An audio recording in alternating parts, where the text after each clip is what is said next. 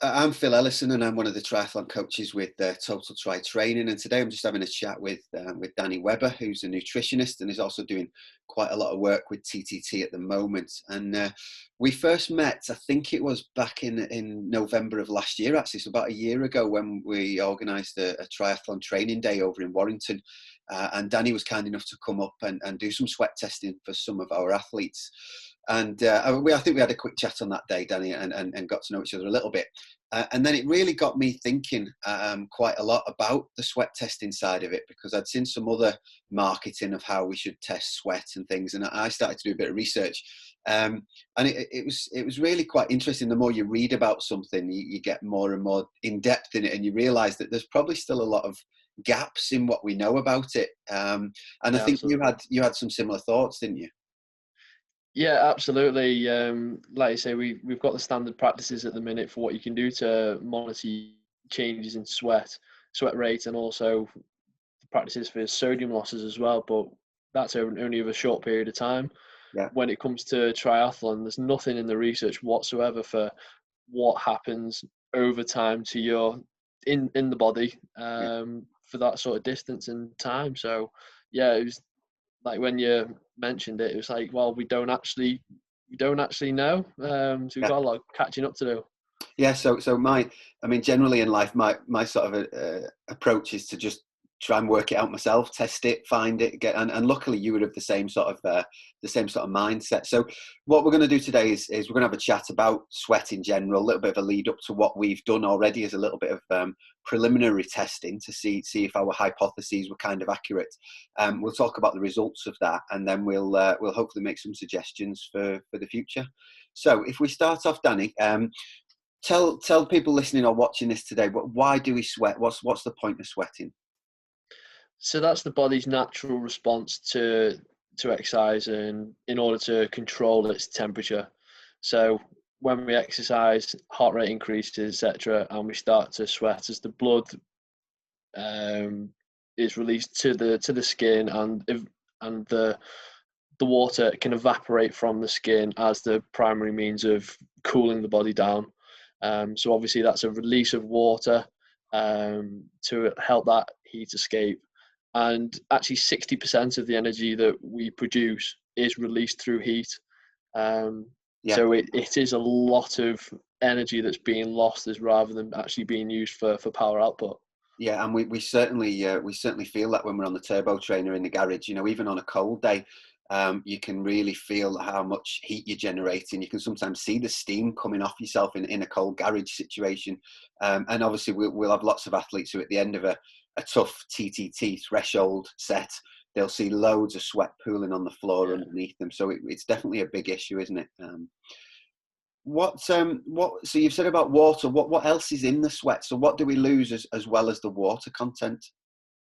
So as well as the water, it's the electrolytes within the blood as well. So within the sweat. Sorry. So it's sodium is the main electrolyte which is lost. That has a lot of properties for that water retention within the cells and the function of the muscles as well.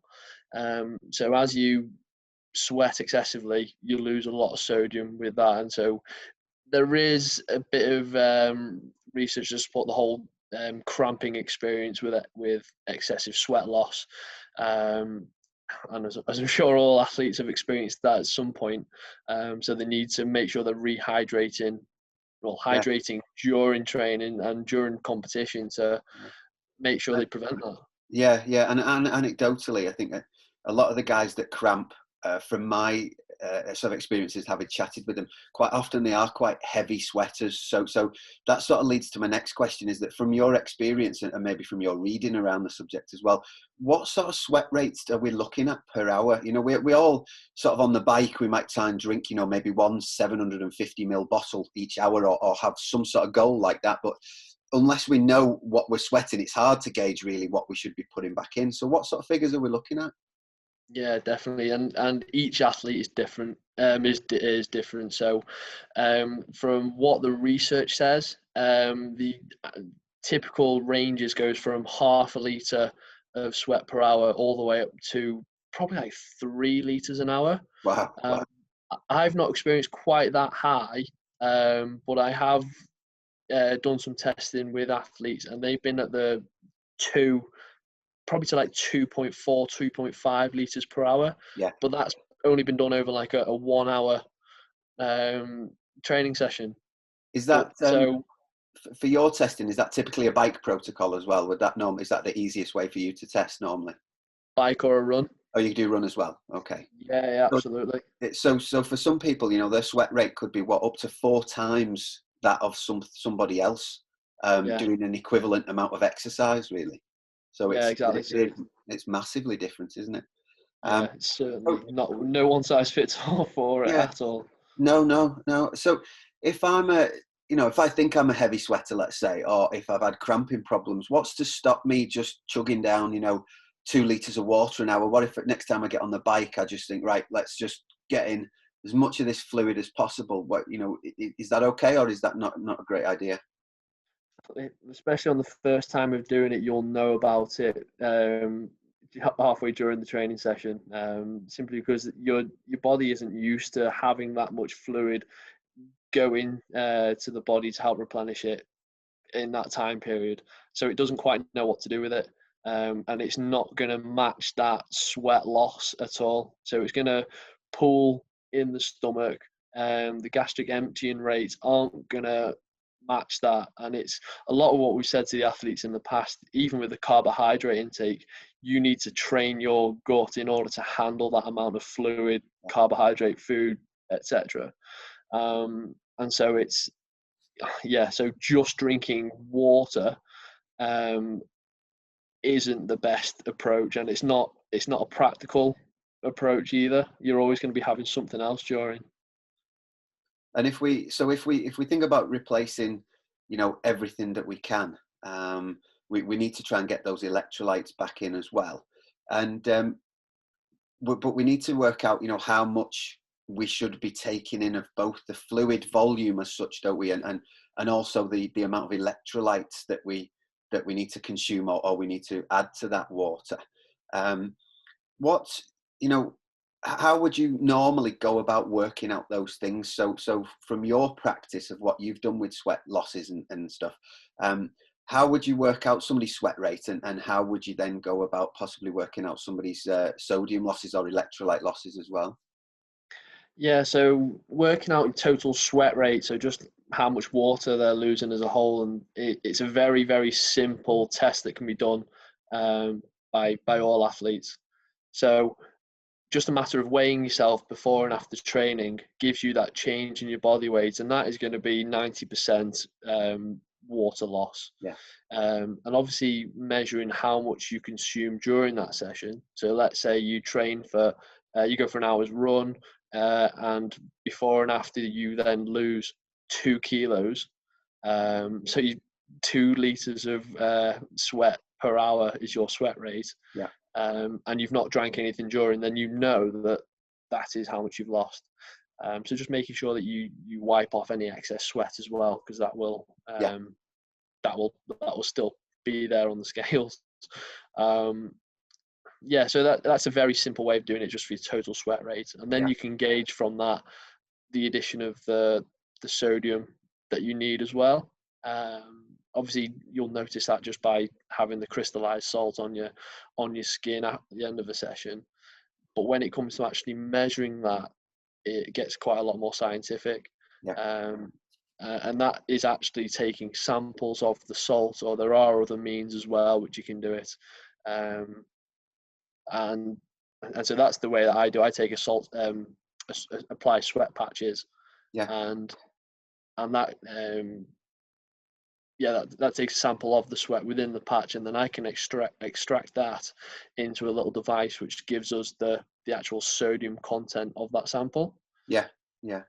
So as you say, the first bit's really quite easy, and almost any athlete could do a basic test like that themselves, couldn't they? But then to gauge the salt losses, particularly the sodium side of things, then it needs something with a little bit more equipment, which you've got access to. And that also sort of brings me on just to mention that I know most of the athletes probably watching or listening to this have seen the marketing for other products where you can, basically sit down in the comfort of your own home or in an office somewhere and have your sweat rate and your salt content measured. And I looked into this a little bit, and my main issue or question regarding it was whether in the real world, where we sweat in reaction to a raise in body temperature, whether a sweat test that's applied by the chemical induction of sweating, so it's a patch that goes on your skin and then the sweating is made to happen by a chemical on your skin, whether we would actually sweat in that same manner when we're riding a bike or when we're running. And then obviously that then led me to think about whether, if we're doing a long distance triathlon, particularly maybe a middle distance or an Ironman, do we still sweat the same at hour 4 or hour 5 as we did in hour 1?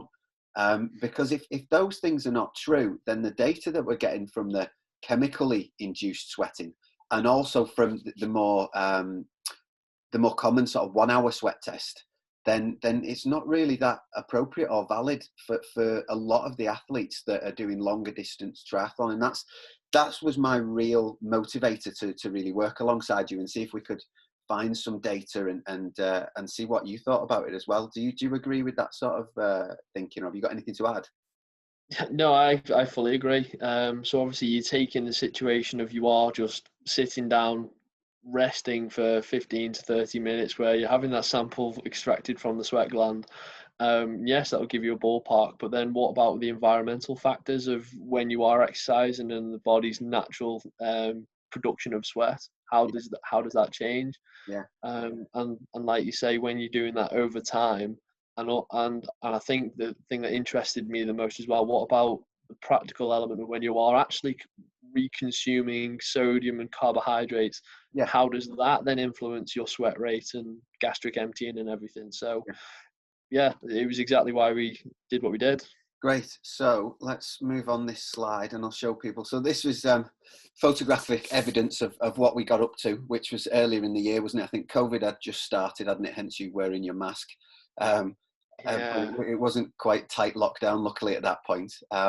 So we set a bit of a protocol together, didn't we, to try to get some sort of baseline data as to whether some of our thoughts were accurate or could be accurate. So we arranged to meet up in my pain cave, and we luckily had Mr. Costco himself, Rosie, giving us some hand with it. So we had 2 pieces of data to compare to each other. So if you want to sort of go ahead and explain a little bit about the actual protocol of what we did on the day, I think that would be useful. Yeah, of course. So with the initial setup and everything, before we apply other patches, it's just important to have that little warm up, just to help get the sweat glands nice and active. And then I apply some sweat patches onto each of you. And that's the other thing to mention is, in comparison to the other methods where it is typically just extracted from the forearm, which is a very actively produces a lot of sweat. I also apply patches onto your chest and your back, which again, because that produces a lot of sweat, especially in the sun during an event, that's going to cause extra sweat. Yeah. So we did that for every hour. So the patches were on for about 15 minutes or so. As over the subsequent hours, it didn't take long for them to be filled. Yeah. So then once they were filled, took the patches off and extracted them for their to assess their sodium content. And with that as well, it was also really important to monitor your weight. So we did that at the start. You hopped off after every hour, and we checked your body weight to see how that had changed across each hour, as well as measuring the amount that you drank, what was in it, everything that you ate. So each gel was weighed, how much of it you consumed, what was in it for carbohydrate, all macros for some of the food, the total weight of it, and also the sodium content as well. Yeah. So we had a lot of data to say, well, this is everything that you're consuming. This is your changes in your weight and your sodium losses as well. Yeah. And also the not so enjoyable side of it is when you did need a wee as well. So that had to be considered as well as the total loss of weight. Yeah. And again, I'll just add that it was because I thought it needed to be as replicable or as valid for the real world, sort of long distance racing. I came up with this sort of silly idea. Let's do the full 5 hours of what a typical, if for most people, what the minimum really of an Ironman bike leg would be. And we also set the power output on Zwift via the turbo trainers at 70% of functional threshold power, which is it's kind of a goal pace really for a lot of people, or a goal power for an Ironman event. So we made it as realistic as we could in that sense. We used the erg mode on the Zwift party sort of application, so that we could just make sure that it was set and stayed the same, and we didn't fatigue, or we didn't allow anything like that to affect our data. And we had about 3 or 4 fans on, I think, in the room to try to aid with the cooling, and again, hopefully mimic the real world conditions with a breeze coming across your body as you're traveling forward. So we did as much as we could really, I think, to be quite scientific about it. So I'll scroll on to the results. It starts with Rosie's results, Danny, if you want to just talk people through, some of what we can see here, and then we'll talk about my results. Yeah, of course. So as you can see in the top middle column, so that's Rosie's starting weight and what his weight was at the end. So not a great deal of difference at all, just a total loss of 0.3 kilos, but that is across 5 hours. Yeah. And with the amount that he consumed as well, fluid and food wise, it worked out about average sweat rate of 1 litre per hour. Yeah. And so with taking into consideration everything that he consumed per hour, so as you can see in the blue box, that was everything that he was averaging about the 750 mils, give or take, per hour. Yeah. And then, with the food, so that was the other thing, is making sure the calorie difference as well, because obviously that'll impact performance as well. So it's important to see that. So Rosie was taking on about 1 gram or 1,000 milligrams of sodium per hour. Per hour. So that's on average. A little bit more, a little bit less per hour, depending on what he had. And a good average intake of 60 grams of carbs per hour. Yeah. And then with his sodium losses, so as you see, he used so his calories in was 300 calories per hour, but then he was expending 690-ish per hour. So over that 5 hours, he's going to be in quite a calorie deficit, which is expected, but we want to try and minimize that as much as possible. Yeah, what I'll just say there is that we didn't, maybe we should have done actually, but the two of us just ate as required really. So I think we'd have been a lot more cautious if it was a race. We'd have been eating not just to hunger or drinking to thirst. We'd have been trying to preempt that, and we'd have had a dietary or nutrition plan which we'd have stuck to. So I think that we probably have exaggerated results for the nutrition because we didn't really stratify that properly. We didn't really try to control it too much. We just ate as we felt we needed to. Yeah, that was just probably one of the limitations, wasn't it? But we know for next time that is a big area that we'll control. Yeah. So with his 1 litre an hour sweat rate, his total sodium loss is around 800 milligrams per hour. So Rosie's actually taking on an extra 200 milligrams of sodium per hour. Yeah. And did Nick's sweat or sodium loss change much over the 5 hours? Because that's where we were really keen to look, wasn't it? Yeah, Rosie's was pretty standard across the board. So every hour, as you can see, it's 870, 780, 840. And it doesn't really change too much in correlation with the amount that he's having, that he's consuming as well. So it's pretty consistent. Yeah. So if we then compare that, if I scroll onto my results, and what's nice here is that I'm glad that what we'll talk about now justified the effort that we put in for 5 hours. I think was quite worthwhile. So again, if you'd like to just sort of contrast what we found on my sweat rate and sodium loss compared to Nick's and the implications really. Yeah, so for yourself, Phil, you had an average sweat rate of 1.2 liters per hour. Um, and so the amount of sodium that you were consuming per hour was less, was a lot less, about just over 400 milligrams per hour. Um, and then in comparison to um, uh, yeah, and so then in comparison to the amount of sodium you were losing an average of 1.5 milligrams per hour. Yeah, And as you can see, for yourself in comparison to Nick, if we were to just do that initial 1 hour sweat test, then we'd see that you had about an 800 milligram per hour, yeah, which is similar to Nick. However, doing it for a second hour and it's jumped up to 1300, yeah, and it just continues to increase as well. So by the end of the fifth hour, you're losing close to 2 grams of sodium per hour. yeah.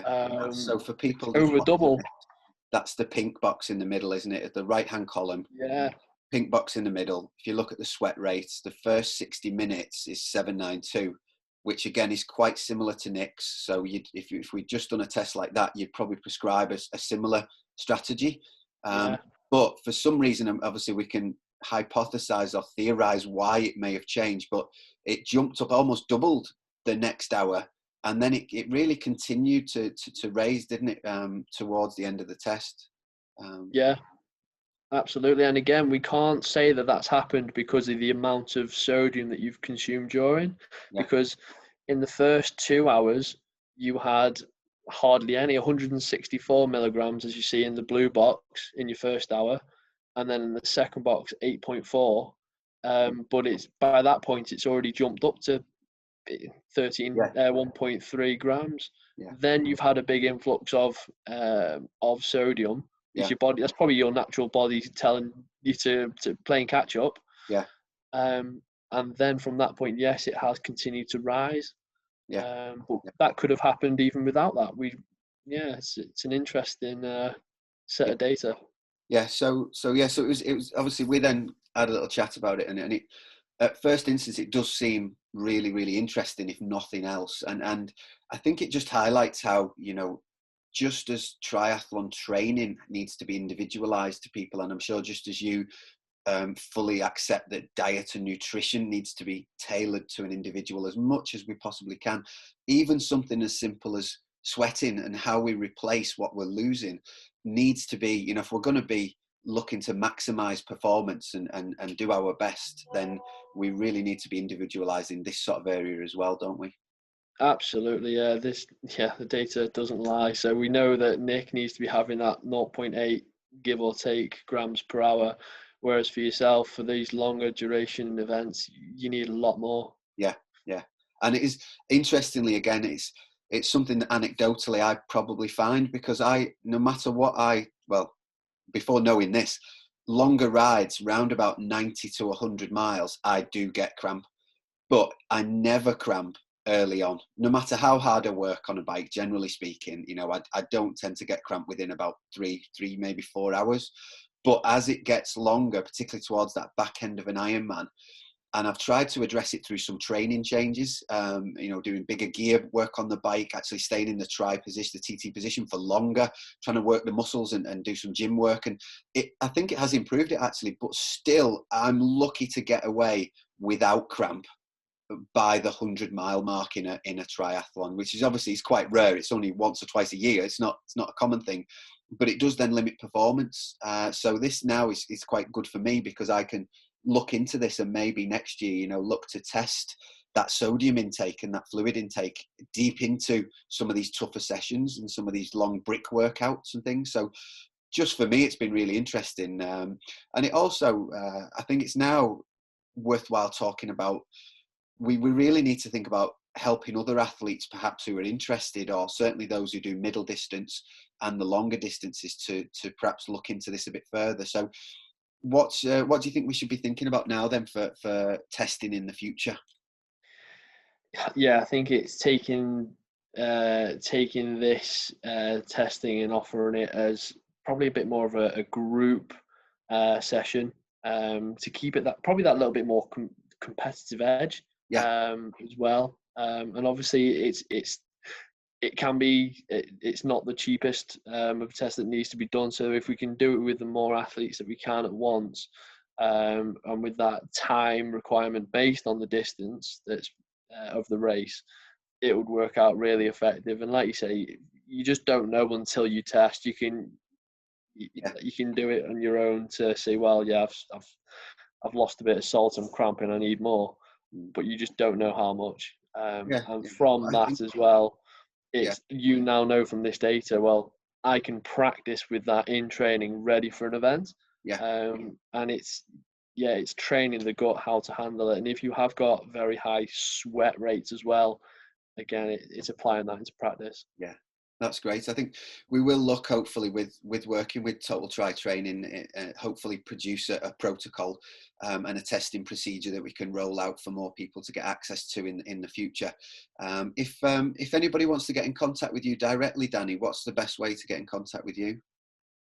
Yeah, my email address should be available, which is danny@weber-nutrition.co.uk.